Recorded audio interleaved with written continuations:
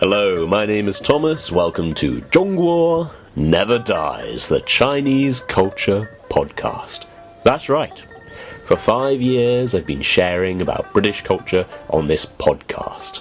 5 years before that, I was sharing about British culture in classes, lectures, seminars. And 5 years before that, I was working at a British university, teaching and working with international students from over 100 countries, trying to get them settled into the UK for 15 years.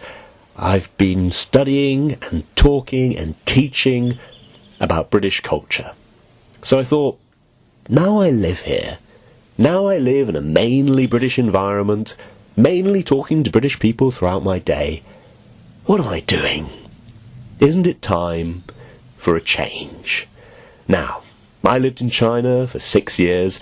I have friends who have better Chinese than I do, who can speak it well. They're HSK fanatics. They love doing those Chinese language exams. I've got friends who've lived in China for longer. I've got friends who arrived in China long before me and still live there. And indeed, of course, I have Chinese friends who've visited me here in the UK, and I've had the joy of showing London to one, Yorkshire to another. And I often share about my English life with Chinese chat groups. But I do have a perspective on China. And I thought maybe, it's time to start sharing about 中国, the Middle Kingdom. I've been reading about China since I was a teen. That's when I first started looking at Chinese culture, and I studied Chinese language at university. But I first went to China in 2015. I tried to think how it first struck me when I arrived, but in fact, at that time, I was writing very regular letters to my parents. I come from a family where living abroad is fairly normal. My father was born in Malaysia. His dad was born in India, as were, I believe, both of his parents. So, for a long time, my family have been living abroad, so letter writing is fairly common. And I found the first 3 letters, or rather emails, that I wrote to my parents. And these give my first impressions actually being in China. The first one was written on the 7th of May 2015, and I'll read it out and just give some of my modern reflections on it. Dear Mother and Dad, thank you for your email earlier this morning. Having arrived at the Holiday Inn at about 3 a.m, I woke up just in time to get breakfast before the hotel restaurant closed. I was originally scheduled to make my own way to the office for 2 p.m, which is a 15-minute walk or 5-minute taxi ride away. However, as there were 4 other new teachers staying at the same hotel, 2 American women, another British chap, and a Kiwi fella, the EF contact, Mona, met us, all in the lobby. EF was the name of the company that had headhunted me to go out and work in China. It was raining very hard in Shenzhen when I arrived, with plenty of lightning. Whilst it didn't rain today, it has been overcast, hot, and noticeably humid. I don't mind it at all, and indeed greatly prefer it to being cold.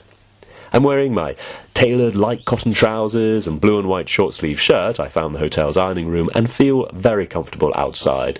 There is air conditioning in most places, but just enough to take the edge off the heat today.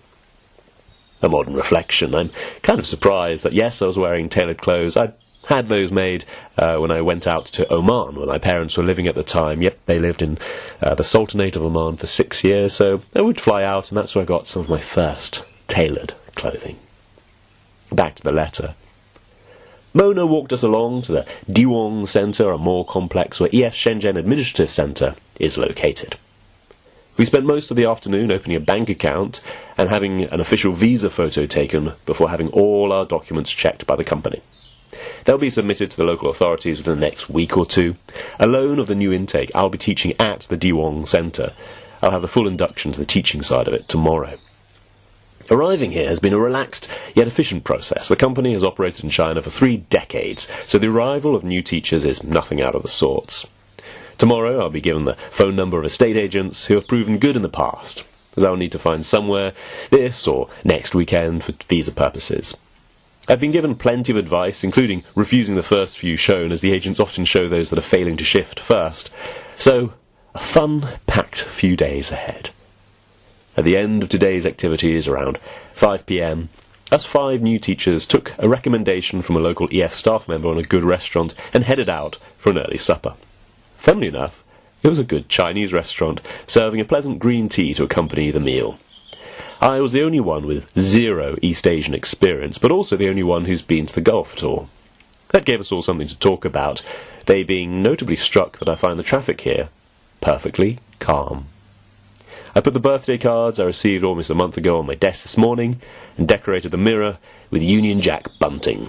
Coming back to them at the end of the day made the basic hotel room just a little bit more homely. The newness of the environment hasn't really struck me yet, the city on first appearance being positively European compared to Saudi Arabia or the Sultanate of Oman. However, it's always nice to get settled as soon as possible. I'm sure I'll find the oddness of the locals eventually. I'll draw to a close here and have an early night. I'm not too jet-lagged, but a good night's sleep won't go amiss either. All is well, and I'm just hoping things will continue much as they have started. Love as always, Thomas. Well, that was my first email, essentially just to say I've arrived, safe and well. I sent a couple of photos as well, I believe a street that I was on, myself and the hotel room, just to confirm that all was well. Of course, I didn't have a phone then, so we didn't have a call. But we had Skype, we had a laptop, so we did stay in touch as best as possible, both in our exotic, to most Brits, exotic countries. A little later in the month, on the 22nd, I sent my second email. Dear Mother and Dad, thank you for your recent emails. I'm curious to know if Dad's colleague will have to make the 1,000-kilometre journey to Rustak just to close his bank account. I was also interested to hear of your jaunt to the sinkhole at Tawiatir, which I think I do remember. Possibly we went after I left Saudi. As I mentioned on the telephone, all has gone pretty smoothly, apart from getting soaked on Wednesday and spending most of Thursday in bed with a cold. As I may have mentioned elsewhere, the first 2 weeks here in Shenzhen were spent mostly on induction, visa processes, flat hunting, and attending processes once I decided on my 21st floor flat in Chaoshang district. We did stay in touch, and it was wonderful to hear my parents' accounts of their life in Oman, which I still have the letters for. Induction was a fairly relaxed affair and gave more of an overview of EF's in-house systems than any particular insight into China. EF defines their process as learn, try, apply. The first section being centred around computer-based learning, which I previously learned from my recruiter in London not to compare to Rosetta Stone. EF's system is somewhat superior. Students have access to a suite of computers set up with voice recognition software to check pronunciation at the Diwong Centre and take the test at the end of each section. A test they can take as many times as they need. Should they have any issues, teachers have designated times to be available generally in their centre's nearby lounge to answer questions, host self-designed activities, or just chat with students. Successfully passing a student's online test gives students a token for the next phase. The try section consists mostly of face-to-face classes of no more than 4 students to a teacher, in somewhat cosy but well-designed booths with 5 chairs, a table, a whiteboard, a computer, and a glass wall facing the predominantly open-plan centre. Most of the 6 classes I've observed have been this type. I typed up the students' individual feedback, which they can access using the same EF Online account they use for the Learn section. The Try section also consists of larger classes, a maximum of 25 students, but rarely so large. These workshops focus on student-to-student interaction with limited in-class feedback for the teacher and no online feedback afterwards. I've taught one of these, which turned out to be a listening class in which the technology failed. Happily, my observer was entirely satisfied with how I coped. I drew 2 cartoon pictures on the whiteboard of a worker and his boss, then stood by each as I read out their part in a scripted conversation. The students seemed entertained too, and seemed to benefit in terms of picking up on the grammar points contained in the listening. The final stage in each learning section is the life clubs in the apply section, which strongly resemble the self-reflective learning weekends I used to teach and facilitate at the University of Bradford. In EF's version, the students are given a variety of discussion topics or collaborative activities that the teacher introduces and then oversees. The one I observed consisted of a NASA selection exercise for engineers demanding students to construct a tall tower out of nothing more than 2 A4 sheets of paper. There was minimal interference once the students had started the activity, except to encourage the students or to remind them that the centre is an English-only environment. Impressively, the reminder was required only once in 45 minutes, the all-Chinese group having happily worked in English until they flagged slightly towards the end. As I mentioned to Dad on the telephone, no exam invigilating or test marking for the next year.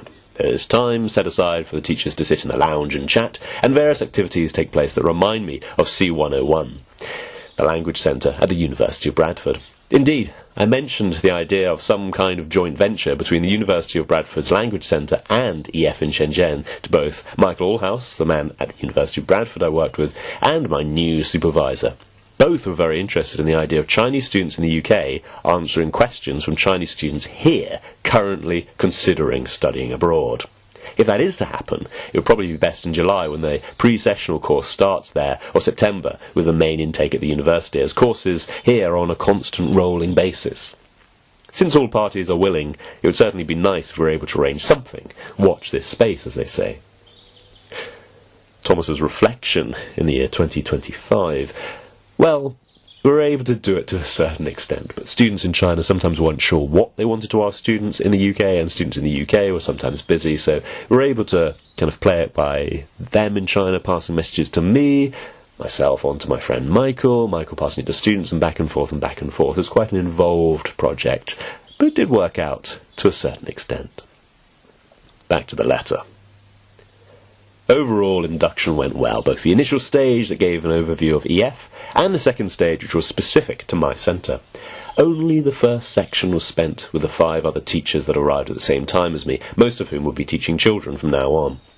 I may have mentioned my mild inability to take most of their complaints seriously when we discussed culture shock, but I didn't give an example. One of the girls considers herself not so much an American, but totally like a global citizen, or whatever label you choose to put on it, after all her time in Asia. This one time in Korea, after years of living there, she went to a restaurant, and after specifically asking in totally 100% fluent Korean for chopsticks, they brought her a knife and fork instead. She flipped out, yelling at them like anyone would, since they obviously thought she was just another dumb American and not fully culturally aware as a seasoned traveller. I've heard it said that if you're the smartest person in the room, you're in the wrong room. I doubt she had this problem too frequently. Peculiar company aside, I enjoyed the induction, which was a fairly relaxed affair, as the days were long enough, with various visa visits, nothing out of the ordinary, just visits to assorted police stations and a medical check, complete with chest x-ray and blood test. There was an Englishman from Essex in my group, who will also be teaching adults, but at another centre, and having previously lived in Japan for a few years, he described the difference between Japan and China as being similar to that between Germany and Italy, if a touch less pronounced. He found the Middle Kingdom to be louder and pushier on first acquaintance, although not shockingly so in Shenzhen. I had dinner with him a few times when he stayed at the hotel, and also at a Japanese restaurant where he proved useful as a guide, and I'm hoping to visit him in his new flat. It's one I considered and rejected as being too noisy, but it looks out on a building that only required me to say, "Doesn't that look a little like something?" for everyone to exclaim, "It's the MI5 headquarters." The likeness isn't quite exact, so I shall look out for any hexagon-shaped buildings around here, too. Of course, modelled on the Pentagon. When moving out of the hotel, I left the majority of bag packing for Wednesday morning, as I'd been living mostly out of my suitcase for the past 2 weeks. The housing agent, her Western name being Jennifer, picked up both myself and another EF teacher moving to the same block at around 10:30 in the morning from our hotel after we checked out, sadly reflecting on how much we had missed the free, cooked buffet breakfasts. I'd had the limited luggage I'd taken on the aeroplane, plus a small EF-branded sports bag given to me at induction, filled with such goodies as a Snickers bar and a Metro map. This was nothing in comparison to the other teacher, a slightly saner American than the other, who has also taught in East Asia for 5-6 years. She'd known exactly how far she could push the aeroplane luggage allowance, and did so. She'd also brought plenty in advance of moving into a flat, which I hadn't. All this pretty well filled Jennifer's small green people carrier, which looks like a Land Cruiser but is made locally and lacks, among other things, airbags. The fact that I hadn't brought anything for the flat gave me a busy Wednesday afternoon, searching for bed sheets, pillows, and so on. As I mentioned on the telephone, I'd been told various horror stories of teachers unable to sleep on the hard Asian mattresses, my favourite being from the Spamalot memorising American in my office, who bought a standard hard mattress, got accustomed to it in a few weeks before returning to the US for a short holiday and finding it impossible to get a good night's rest on the softer mattresses over there. Anyway, I bought mine from the apartment manager, who'd apparently gotten some softer ones in, especially for the Westerners. I sat on it, and whilst I dread to think how little give the hard ones have, it didn't seem dreadful to me. Indeed, a good night's sleep later proved it to be 780 yuan, well spent, far cheaper than the imported IKEA mattresses too. 780 yuan would be about 78 British pounds, I guess around $100. I bought most of what I needed and wanted from Walmart, 2 stops away on the tube, and managed to judge almost precisely the amount I was able to buy and carry while still holding an umbrella. Unfortunately, that very afternoon had the heaviest downpour I've experienced here, or indeed anywhere else. I later received a text from a friend of a friend who's here in Shenzhen, checking that I was okay, as the torrent had been sufficient for storm warnings to be issued and schools to be closed. I was certainly sodden, but otherwise fine. I dried off, changed my clothes, and enjoyed an evening of a 20 yuan takeaway meal and the man with a golden gun on my television, which happily plays videos from USB sticks. The TV came with the flat. The next day I did relatively little, as I had picked up a cold. I doubt getting soaked helped, but there was one going around at work already, and it was a survivable little ailment. I forced myself out in the evening to a restaurant, recalling starver fever feed a cold. Perhaps as I wasn't at my best, I struggled most exceptionally to order at the restaurant where the waiter's English rivaled both my Chinese and Arabic for its limitations. I eventually ended up with an enormous bowl of largely intestines, which I had tried before at a Chinese restaurant in Leeds, and hadn't much enjoyed then either. Happily, I also ordered a side bowl of potatoes, roasted with vegetables, which was absolutely delicious. With a change of mains, I feel this could be a good place to return to, provided I could learn a little bit more Chinese. Among my buys from Walmart was a small notebook. The pages are just right for tearing out, folding in half, and using as flashcards. I started on my Chinese revision and learning yesterday whilst in bed, sniffing away. But the fact that I studied Chinese before definitely helped. So, there's hope I can avoid ordering intestines in a very short while. As I learned late last night, ordering pictures isn't invariably a safe option. It was nice to have a long chat with you. Love as ever, Thomas. The third email, third in the set, was sent in July. Dear Mother and Dad, as you know, thanks to Dragon Boat Festival, I had a 3-day weekend, and following that, a 4-day working week. I was told there won't be any actual dragon boat races in Shenzhen, nor in Hong Kong on the relevant day, as it's celebrated at different times in different cities and regions. However, it gave me an opportunity to relax after a busy teaching schedule and then go and explore. I have mentioned the 2 green parks I can see from my window. One, a children's park with funfair rides, and the other, a botanical garden with little shrines and an 8-story pagoda at the top of a hill. Despite being a recent construct, the tower has swastikas carved all around the circumference of the base. The Buddhist associations are obviously stronger here than the more international associations. There are also some green hills, the other side of my building, though I wasn't sure what was there until last week. I decided to go for a stroll in that direction in the evening after the considerable heat of the day had passed. To my surprise, there was another vast park, this one more of a nature reservation. I spent a happy hour or 2 hiking up the hill, occasionally catching glimpses of a concrete jungle through the more old-fashioned green one. I'll add in here, lots of people have told me that the Nazis changed the swastika and it goes in a different direction from the Buddhist one. This, to my experience, is quite untrue. The Nazis were very, very specific about their swastikas, as they were specific about a great many things. The Buddhists were relatively relaxed. So the swastikas around the circumference of the base of this tower that I often used to go to were indeed in the Nazi direction. It just didn't have that association in mainland China. Back to the letter. My work week was very straightforward. 5 lessons every day, but with many lessons repeated and no marking beyond individual online feedback for the smaller face-to-face sessions. Naturally, I'm getting to know the students now and only occasionally surprised by a student who doesn't know all about me. You'll recall I wrote a biography which was circulated by EF on the Chinese social media site WeChat. I've been greatly surprised at how many students actually read it, as they mention it in class and question me greatly on my travels during lounge chats. Whilst it is difficult for Chinese people, to obtain visas for most countries, I recently had a one-to-one chat with a very able student who has worked in Dubai and travelled throughout Europe, quite the exception. Anyway, I'm sure the students will soon lose interest in me, since I will no longer be the newest teacher. An American girl called Asia has now arrived, and indeed moved into the same block as me. It is her first time living abroad, and her first time teaching, but she seems well adjusted. There will be a new Australian teacher soon too, who has some experience teaching with EF in other Chinese cities. I was surprised to have one of my lessons observed by Asia as part of her onboarding or induction. I'd assumed that she would only observe the most experienced Shenzhen teachers. Happily, it was a class where everything went well. The students needed to discuss objects they'd need in a survival situation, so rather than show pictures on a standard issue PowerPoint, I brought in my EF issue sports bag and filled it with random objects, a £5 note, my Nokia phone and charger, a bottle of water, T-shirts, some loo paper, among other things. The students then discussed which things would be most useful in a survival situation before doing a reading and finally presenting hints on a plane crash in the desert type scenario. I taught it a few times, and each time it went really well. I was also lucky to teach an advanced class in the meaning of dreams several times, in which I had just the right number of students for us all to sit in a circle and go through the lesson without electronic aids. It's useful for us all to have a break from gazing at a screen sometimes.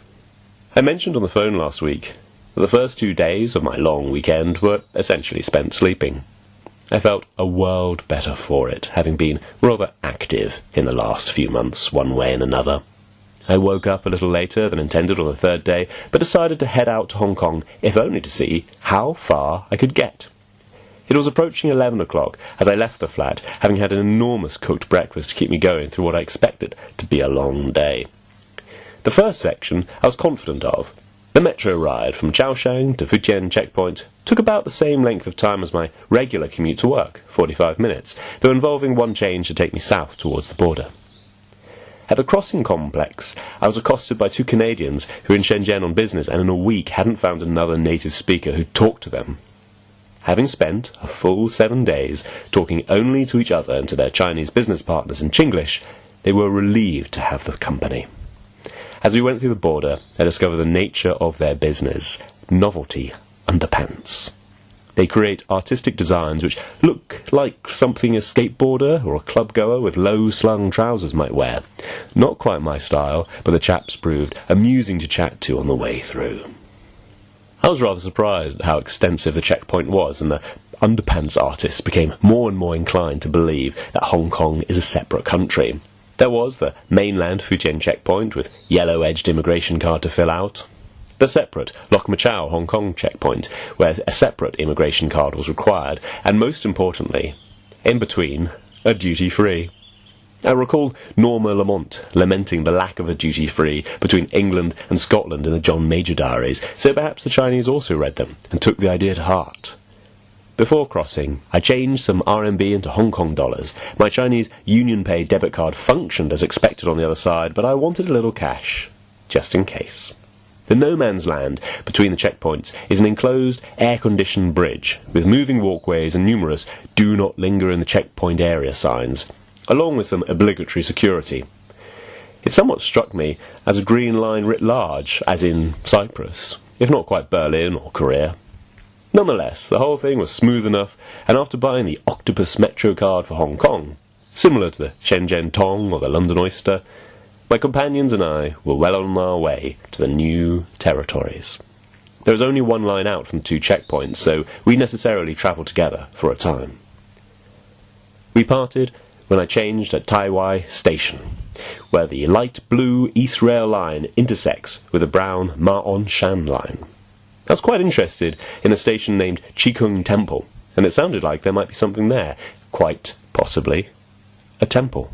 I hadn't spent much time reading reviews on the sights of Hong Kong, partly as I just wanted this visit to be a proof-of-concept visit, testing out the Octopus card and my bank card. I also didn't want to be constricted even by a self-set schedule, as anything I miss can hopefully be made up for sometime later. I did set myself the minor targets of buying some wheat-free flour of some kind to make pancakes and a UK newspaper, but these were incidental objectives to guide my pottering.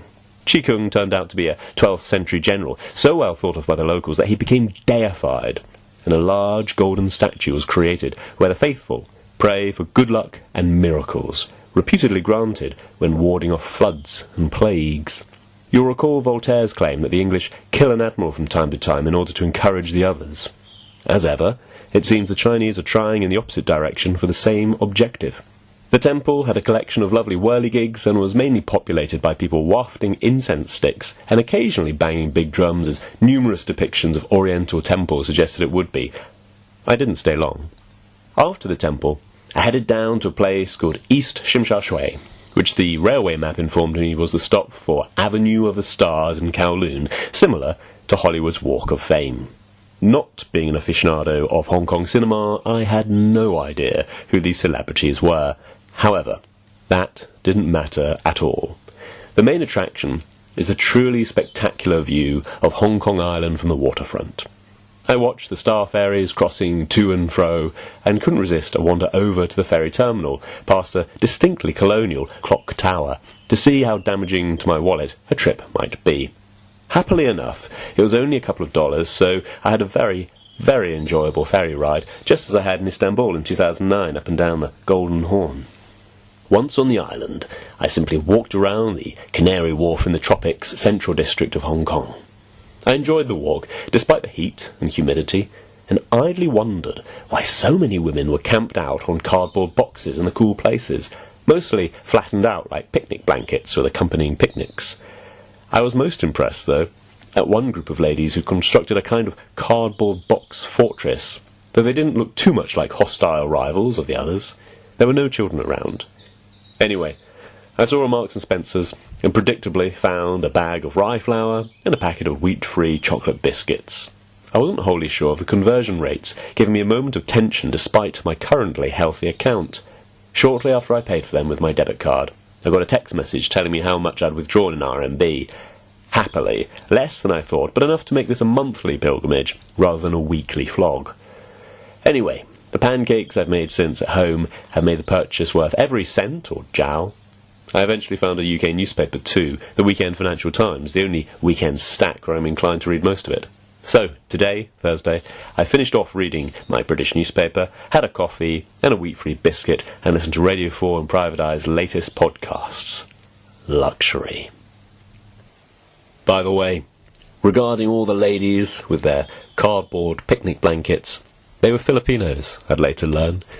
They would go from the Philippines to Hong Kong to work. Normally they'd work 6 days a week, and on their 7th day, aside from going to church, they would camp out in the public areas in Hong Kong, and it was their little social club. This last teaching week hasn't held too many surprises, being only a 4-day week.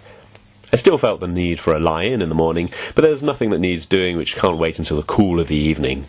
The week has been very rainy throughout, but without the typhoon that was predicted. This does make it cooler than usual, but I've seen a figure of 74% humidity quoted, and I have had to turn on air conditioning in the mornings just to dry off after a shower. Still, as I'm not often out of the air conditioning, except through choice, it's not been too much of a problem. I did have a meeting about teaching the career advancement events this week, and it looks like I could be teaching one business class a week starting next month. That will make a nice change and add something new to my CV, so I'm very much looking forward to it. I shall sign off here and look forward to a phone call tomorrow. Thank you for your recent texts and emails. Love as ever, Thomas.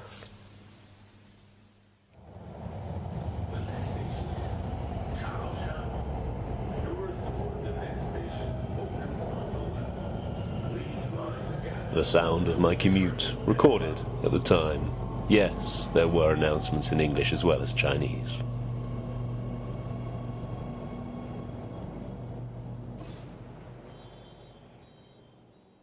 Those were the first 3 letters I sent to my parents from Shenzhen, China.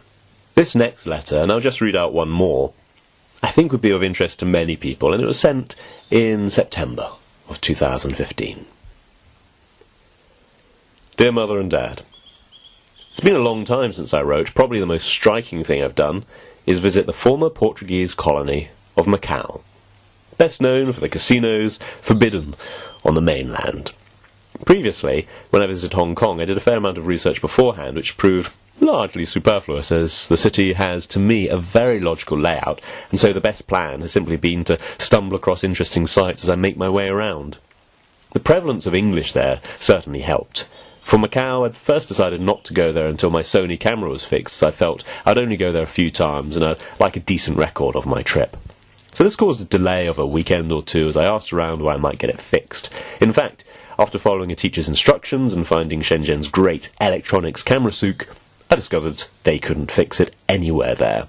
I messaged a student of mine using the smartphone app WeChat and ended up with a native guide taking me somewhere obscure, cheap and reliable. The camera was fixed for a very small fee and did not break the next day.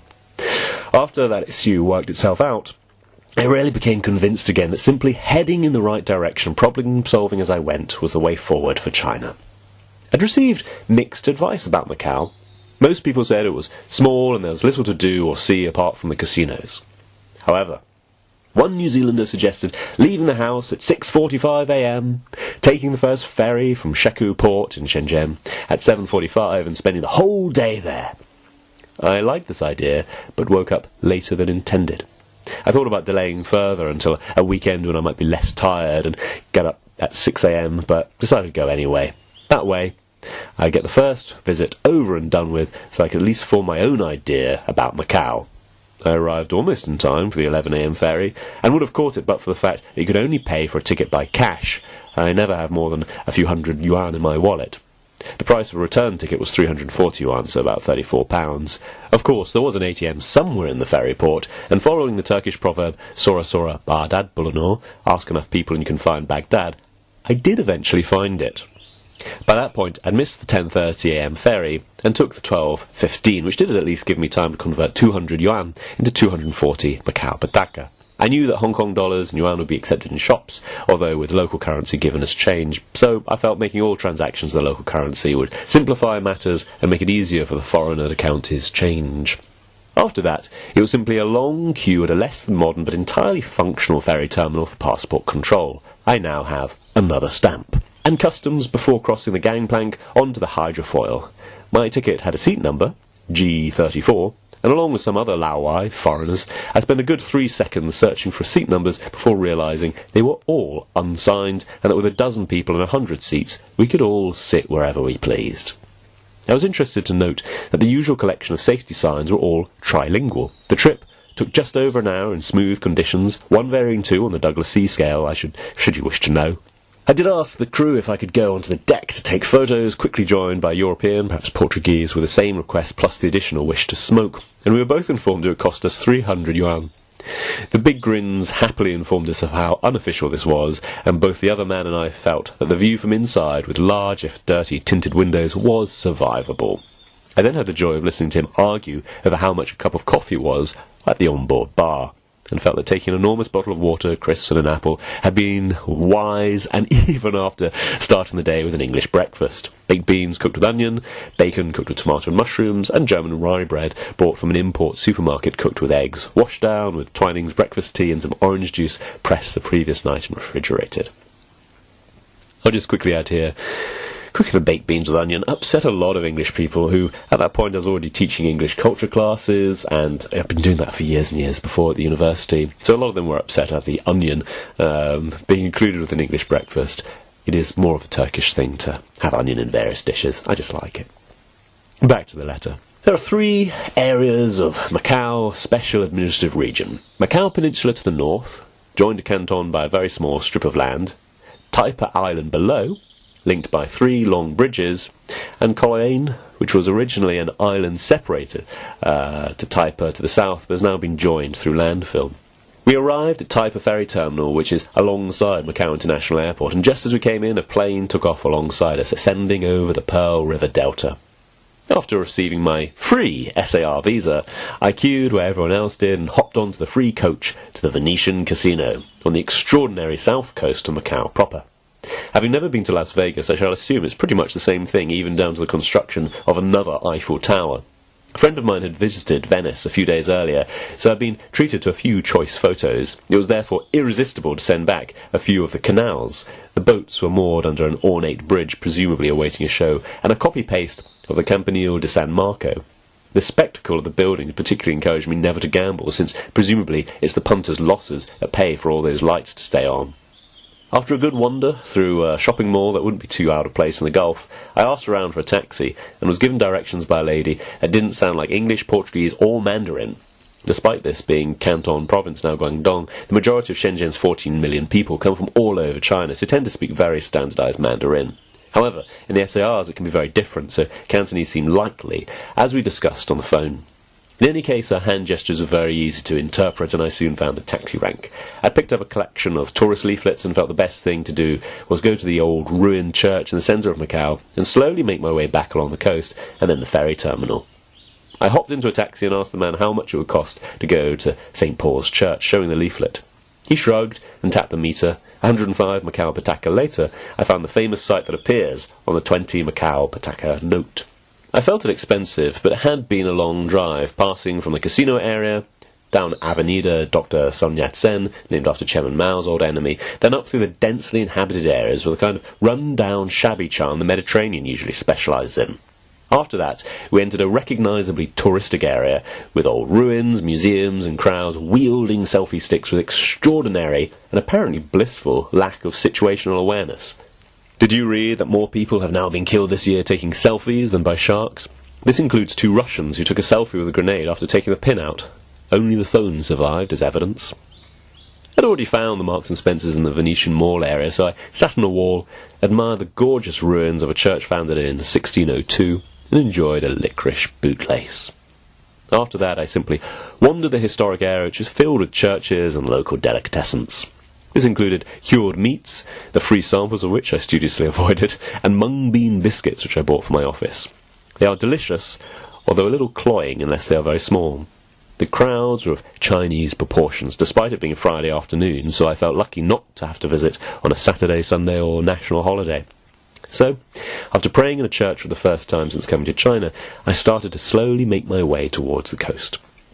It was about Sunday, and I did take my time, as Macau is indeed a small place, and there was a nice park in the centre of the peninsula that was definitely worth seeing, along with crowds of Chinese men sitting around playing cards while smoking, and both sexes playing badminton or rushing after children.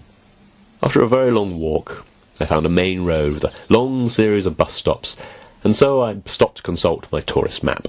As I puzzled over it, a young man, younger than me, stopped and asked if I needed any help. I explained I needed to get the ferry back to Shenzhen, and he replied there simply wasn't a direct bus to where I wanted to go. However, I could go to the main bus terminal and take one from there. It seemed good advice, and as the clock was ticking for my last ferry, I took it. I got on the first bus, of the right number, and just about managed to squeeze in. Unfortunately, I had hit rush hour, and it struck me just how spacious the London Underground really is. Nothing beats East Asia for crowds.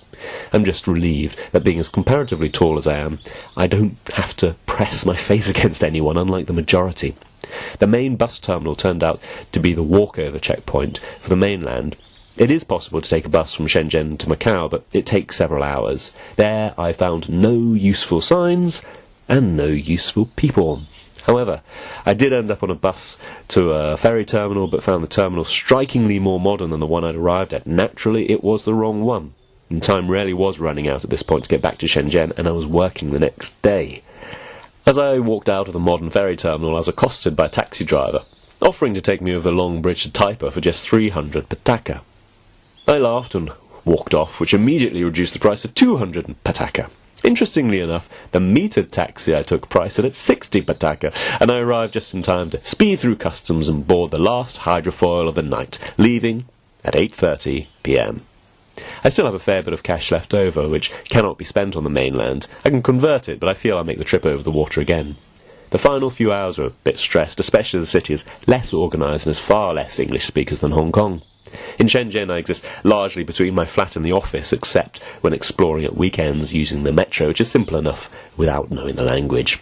So, next time I go to Macau, I'll plan it, spend a night in a hotel, and hopefully see a bit more of the Portuguese legacy, which really is very beautiful. Incidentally, I did have a nice lunch in the mall, though it was noteworthy that on the main food concourse with over a dozen eateries, there was nothing that wasn't Chinese. I feel that in most parts of the world there would be some variety, Indian or hamburgers or pizza, but the Chinese have a fixed belief in the total superiority of their cuisine over all others. The main variety is between the different provinces of China. Every nation has something. I largely sleepwalked through my lessons this week, but most of them went smoothly. I did have one student walk out after 15 minutes and received a WeChat message that night from her, informing me she'd been angry at one of the other students. I'd already reported it by that time to Students Consultants Manager. SCs are the Chinese EF staff members who usually speak some English and are responsible for a few hundred students apiece, helping them through the Education First systems. So one of them was tasked to explain to the student why she shouldn't walk out of a class, the lucky SC.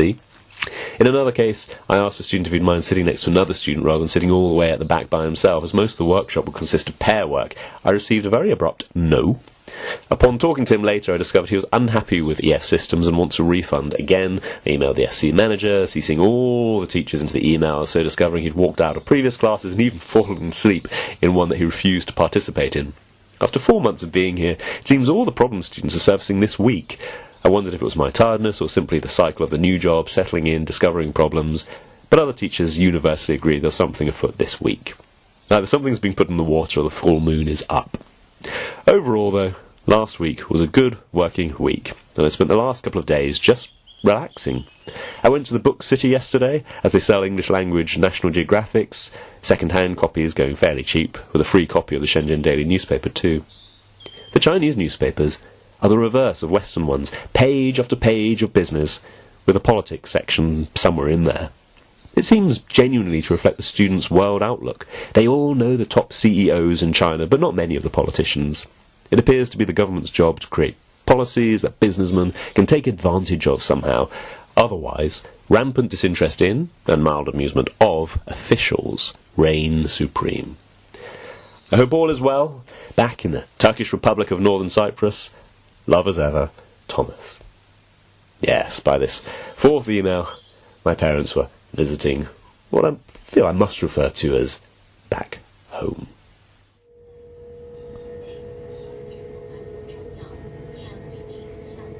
The sounds of a high-speed train from a later time travelling in China.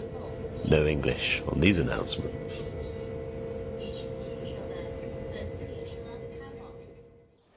I hope you enjoyed hearing about my first few days, weeks and months in China. I find that any time you move to a new country, well, that's the time when you make the most record of your time. You write down your experiences along with the last few months. So I've also been looking through writings that I shared at the time when I left China. Throughout my time in China, though, I did write letters to my parents, and I didn't tell them at the time, but I bought a really nice leather-bound journal, and I wrote down some of my experiences, gluing in tickets and other little things that could be glued down to make a record of my time there. So I've been going through that as well. It's been very, very satisfying. Of course, much of the time I simply talk about work. I arrived as a teacher of English language, predominantly to adults. I then taught all the business courses, and I ended up travelling around China, especially teaching business courses. I graduated from Britain's oldest business school with the highest grade for research they ever awarded, so not a surprise to become the business teacher. I pretty quickly end up being first the unofficial assistant to the manager, then the official kind of assistant to the manager and so on, and then she was promoted and ended up kind of running the centre unofficially, I believe, within my first 12 months of arriving. Then obviously everything was made much more official, and I spent the next 5 years really as a manager, and there I feel I was very, very happy, although it was interesting reading some of the pieces I wrote at the end when I was managing and also training, not the teachers, but I was training the trainers who trained the teachers, and I started to feel quite removed from the day-to-day of business. My total teaching hours on my last few contracts was actually 0, but I used to go along to the lounge that I described right at the beginning, because I always wanted to have some regular contact with the students. It's very easy in any management role, in any leadership role, to get more and more removed from the daily realities of the business. So I always made sure that I had some contact with students every week, even if it was just an hour, as responsibilities piled and piled up. One of the most satisfying things for me is that many of my friends in China have indeed kept in touch with me. I still have calls to friends in China. I have messages, chat groups that I set up with students, goodness knows how many years ago. They're still ongoing. And so I asked students in my chat groups, if I were to talk about anything about China to people who have never been, what would you like me to talk about? I'll say now, I've not done Googling. There's nothing here from Wikipedia or anything like that. I'm just going to talk about what they said and my reflections on it, as 6 years has given me a bit of preparation. One of my friends, Western named Taylor, said I would introduce different cities and foods and scenery. I talked about Shenzhen, the city I lived in for 6 years. I was telephoned by a recruiter and asked, do you want to go to China? I was a bit unsure. I was going from kind of fixed-term contract to fixed-term contract in the UK, so teaching at the university, but on these little short course contracts and so on, and full course contracts, obviously. But I was kind of wondering whether I should hold out for that permanent contract or go. But I was still relatively young, and some of the academics, and it was two of them I particularly admired, said, look, you're really young, get some broader experience, otherwise just become institutionalised in this university. And I noticed that, the best academics are those who'd been outside and come back. So I took their advice. I went to talk to this company, EF. They kind of said, well, do you want to go to Beijing and Shanghai? That didn't particularly grab me. I didn't dream of going there. They said, but you could go to Shenzhen, and I honestly hadn't heard of it. But I knew so many Chinese students at the British University. I talked to one who was a really good friend of mine, and he said, I've been to Shenzhen once, my brother's been twice, and I'm jealous of him. So I thought that's a pretty strong recommendation. So, Shenzhen, the tech city, supposedly 14 million people. In reality, now it's somewhat closer to 20, because you've got people officially registered to the city, and then you've got others who are kind of temporarily there, passing through. You get to 20 million pretty easily, and it's a tech city. The high-rises, I say I lived on the 21st floor. It wasn't a particularly tall building for around there, but then you have much bigger parks and public spaces. So whilst in the UK you might have terrace houses, just a story or two, and then everyone's got their own little bit of garden, if they're lucky. In China, very few people have their own garden. Obviously they're mega rich who do, but most people would live in a relatively small flat from a Western perspective, and then would spend a lot of time out in the public parks, especially the elderly at night doing their square dancing.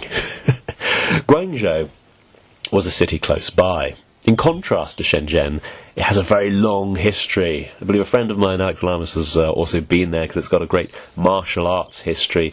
I went along because it also has one of the earliest outposts of the British in China, a place called Xiamen Island.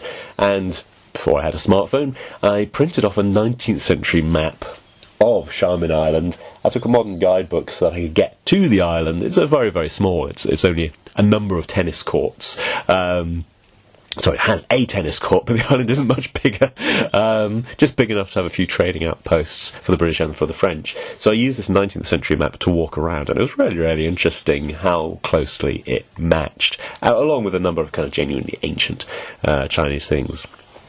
Shanghai was a city I was flown to once or twice by the company. I was always there on business, so I was going to the central business district, very built up. It had a huge expat population. I've been told 10,000. So there's some people in Shanghai who just live in a little Western bubble and hardly ever come across either Chinese people or Chinese culture. That is, of course, a certain amount through choice. But I found it a really interesting city, although heavily polluted at the time. And Beijing I just went to once because I was told, wow, you've got to go to the Great Wall. If you're going to be a great man, you must go to the Great Wall. That's what they say. I went to the Great Wall. I do feel that going for a day, just to kind of touch on it, you don't really get the full effect. But I've been told by people who spend, 7 days hiking along it, then as you're walking horizon to horizon, the scale of it rarely hits. I must admit, going up to it just to see it, a good experience. I'm glad I went, but it's not the full experience. Again, I mentioned I've got these Chinese chat groups, so a general consensus in one of the chat groups was that you should talk about Chinese tech cities. That makes sense. A lot of the people in that chat group are from Shenzhen. A lot go to it because it's a technology centre. Originally it's where factories were for iPhones, iPads and so on, and that's moved further and further away. Now it's mostly kind of the tech designers or be the programmers. You do have BYD, so electronic cars come from there, and you see them everywhere. There's electronic charging ports everywhere, and it was a place which claimed to have the first 5G street in the world. And a friend of mine still living in Shenzhen his block of flats wanted to dispense with keys, and so it was facial recognition to get into the flats. He didn't really like his face being on their database, or it's on plenty of other databases, but anyway, he didn't like that on principle. And pretty quickly, all the delivery guys were like, well, where are we supposed to go? So a side door was open for the delivery guys, so a friend of mine just took the tradesman's entrance into his own flat every time he went in, till the whole thing was forgotten. But lots and lots of tech is tested out in Shenzhen. If it works, it's spread throughout China, and if it doesn't, I guess it dies there. One of my friends suggested intangible cultural heritage. China is recognised by various UN agencies as having unique and wonderful intangible cultural heritage, the thousands and thousands of years of history and literature. And this gets to one of my bugbears of Chinese culture. As I say, I've got friends who their life is studying the HSK exams. They love studying the Chinese language, which for me was, functional. By the end of my time there, I was chatting away in meetings in Chinese, but unless it revolved around sales targets and so on, I think I'd be pretty lost in a lot of conversations. But this is one of my bugbears and where I really disagree with others, so this is my unique perspective. Arthur asked me, Arthur being his Western name obviously, he asked me to talk about the Monkey King. Now this is one of the great Chinese classics, Journey to the West, and I will admit I have a particularly strong aversion to this one due to massive overexposure. There are many great Chinese classics, 4 Chinese books in particular. I don't feel as exposed to any of them, really, except the Monkey King, Journey to the West. The reason for this is because I sometimes used to teach a class on telling stories. It was part of the EF-SEC curriculum for English classes all throughout China.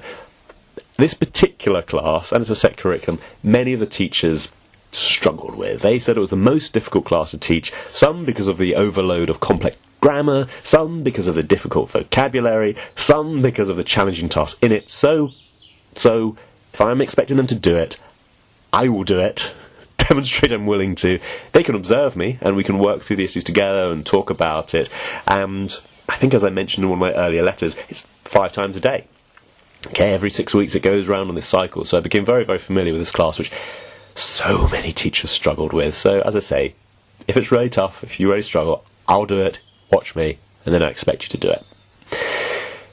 Anyway, part of the challenge is you ask the students to tell an old Chinese story. And even with the great richness of Chinese literature, I could pretty much guarantee every student would want to talk about the Monkey King, even if I specifically asked them not to. They might start with another and it gradually morph into the Monkey King. I might ask them to tell an original story, really strong student, because hard to be creative, tell a story on the spot, make up a story, but in your second language, that's particularly challenging.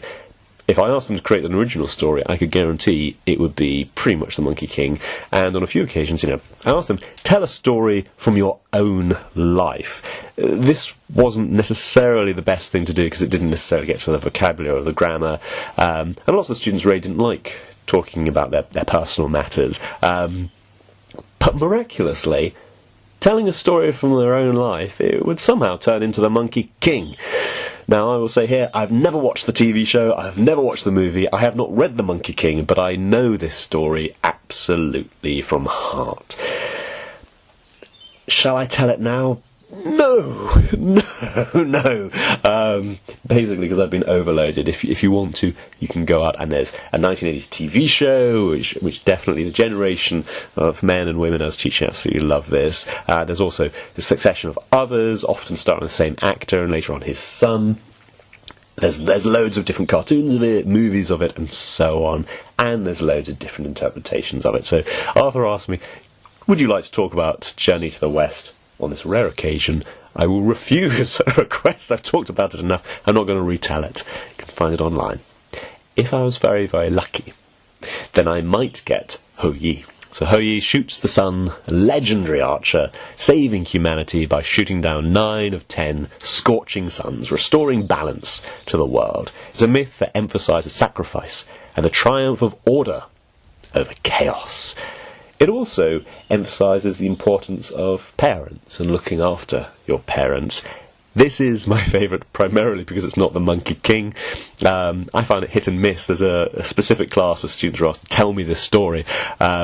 Most knew the outline. Most would nod with familiarity when it was told to them, but it's very rare for a student actually to be able to tell it really, really well and to be familiar with all the ins and outs. It's a less popular story, but I think it's actually one that I prefer. The same fellow also suggested Chinese calligraphy in the movie Hero. Hero, Jet Li, is interesting because in English it has to be plural or singular, whereas in Chinese that's open to interpretation. You can believe that Jet Li is the hero, or you can believe there's a collection of heroes, or you can believe that one of the other characters is the hero, and I won't reveal who, because that's part of the fun of the movie. It's my favourite Chinese movie, actually. I was kind of disappointed, when it didn't reach the same levels of success as Crouching Tiger, Hidden Dragon, because I found it a better cast film. No respect to Michelle Yeoh in that film, by the way, she's great. But I found Hero to be much better cast all over. I found it more entertaining. I found it cleverer as well. Calligraphy, by the way, forms part of the film, almost as a kind of dance. And I actually studied Chinese calligraphy before I went to China, and since I was living in the city of China, I probably ended up with more chances to practice Chinese calligraphy in the UK than I did in China, again, living in the tech city. A very good friend of mine, Jamie, she asked me to talk about food culture. This is something that comes up quite often if I talk about Chinese culture in the West, as people ask, well, is Chinese food weird? And the answer is obviously yes. Yes, you can definitely find weird stuff. And there's a certain genre of traveller who rarely wants to look for it, replicating perhaps the Indiana Jones, the Temple of Doom, or Octopussy scene, depending on which freaky India-set dining scene you prefer. I do know people who've had battered tarantula at a Beijing food market, for example. I was at a dinner where a Chinese boss was getting someone to eat pig's brains and later revealed that he would never actually eat it himself because it's gross.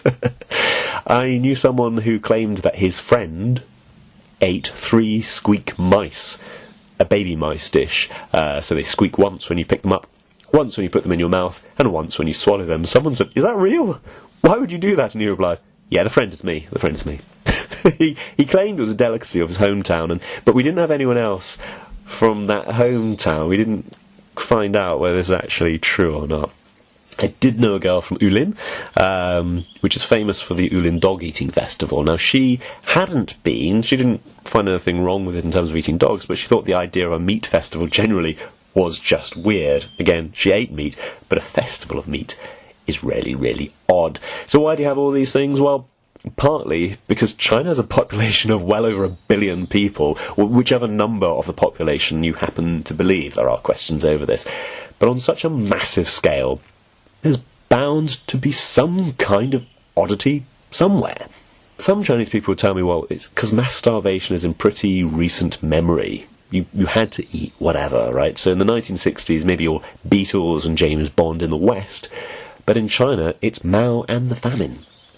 And it's also a really interesting theory. I've only heard a couple of people rarely expound on this, but it's partly for one way for local cultures to express themselves. So it's one thing that the national government has not standardised across the whole of China. Again, given relatively recent Chinese history, standardisation, nationalisation, unification is really, really important to the Chinese government.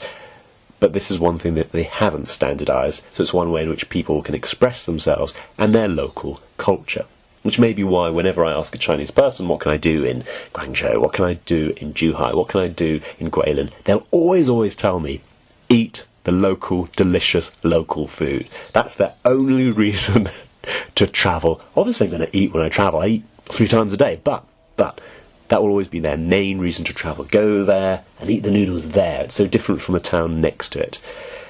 The one exception being if you're going outside of China, obviously.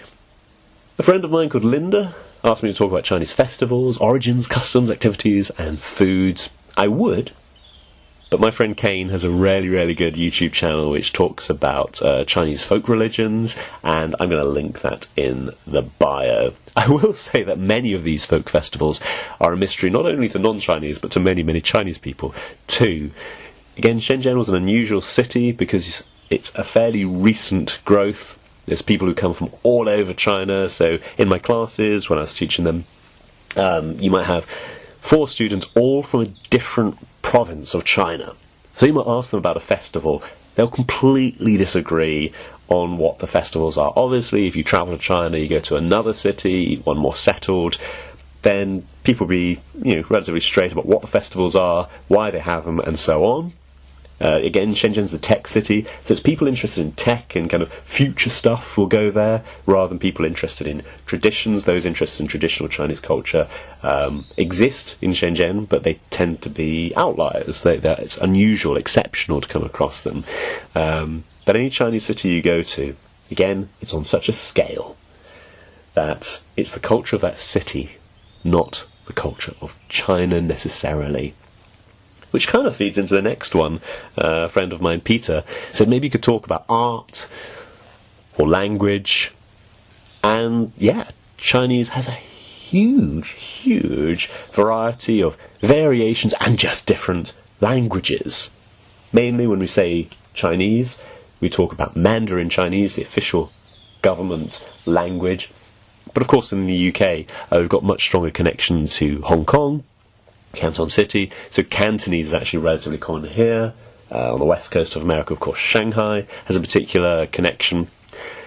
Here in the West, if I've heard non-specialists talk about Chinese culture, they'll often say, oh, the language, we Western people are so ignorant, the Victorians were so arrogant because they named things wrong. Like they named it Beijing, they named it Peking, it was actually Beijing.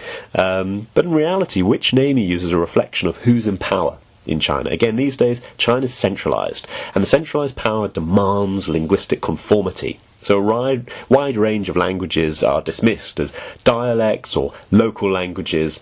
In some of these cases, patently untrue. There are a few European languages that are kind of on the borderline of languages or dialects, but again, in China, it's not borderline. There are very, very clearly different languages with different vocabularies, different grammars.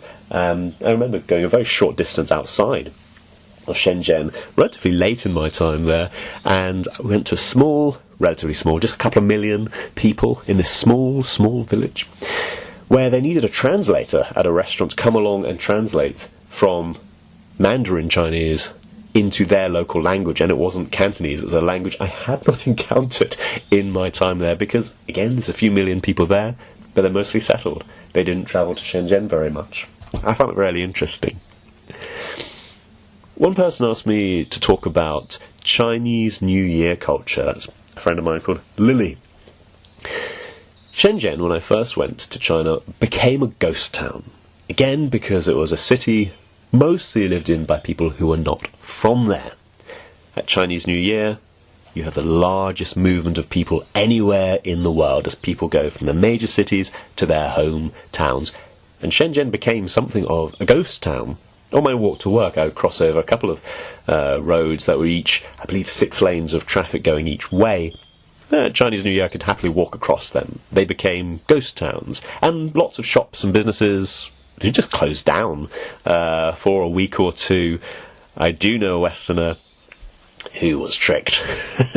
He went along to a barber, and the barber gave him a really special offer just before Chinese New Year, saying, if you give me full payment of a year's haircut in advance, then you get a massive discount. And the Westerner paid up. The barber went home for Chinese New Year, never returned. I was interested. The Westerner spoke some fairly good Chinese. He wasn't new to China. He wasn't fresh off the boat. He did ask around and actually found a whole load of people who the barber owed money to, including the owner of the shop.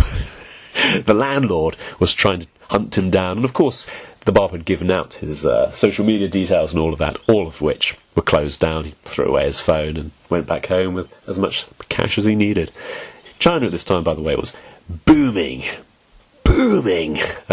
So one big impact of Chinese New Year is that whilst, okay, maybe the Chinese boom was slowing down, but the optimism was still there. So plenty of people just resign at Chinese New Year. Often they'd resign before Chinese New Year, but a lot of managers would wait until after Chinese New Year just to see who returned before advertising jobs and stuff like that.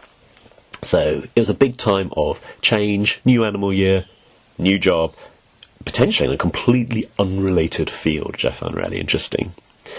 Because Shenzhen's a city of young people, then the biggest build-up to Chinese New Year would be people complaining, oh, my aunts, my grandmothers, my parents, everybody for the next 2 weeks is going to ask me every hour, every day, who are you going to marry?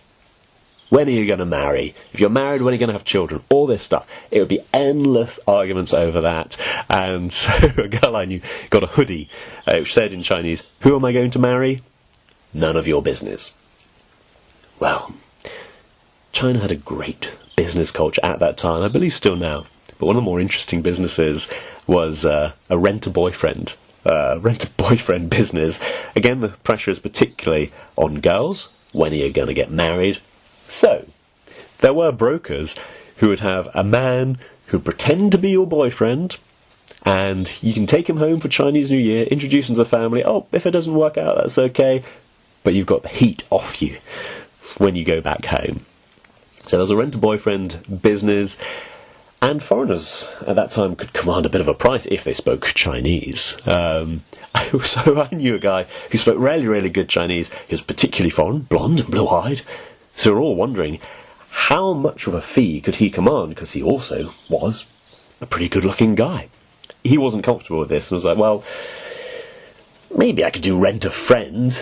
That became a new thing for us to calculate. How much could you charge for being a foreign friend? And then he was like, actually, I don't really like to fake friendship, so could I be rent an acquaintance? And sadly, that did not agree with the business model. A friend of mine, Carmen, said I should talk about Chinese traditional costumes. So that would be my recommended rabbit hole. Doesn't work so much for a podcast, except to say there's a bit of a subculture in China. I said there's big public spaces. The parks are gorgeous for big cities that planned out, and they're often designed, especially the newer ones, for kind of going there and taking photos. There's lots of little niches, I guess, lots of areas where you could take really good photos. Maybe a Shenzhen thing, but I have seen it in other cities.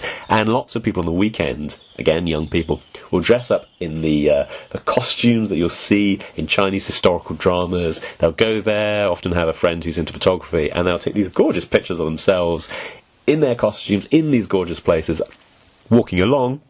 I have been a bit astonished as they say, hey, can I have a picture with you? And you're like, I'm just dressed in my regular outfit. I just happen to be a foreign dude. But that makes me a novelty there, so I have got some lovely pictures of myself somewhere on the internet that have been shared on the Chinese internet, as people are in their Chinese traditional costumes. They are lovely. It has been a funny experience.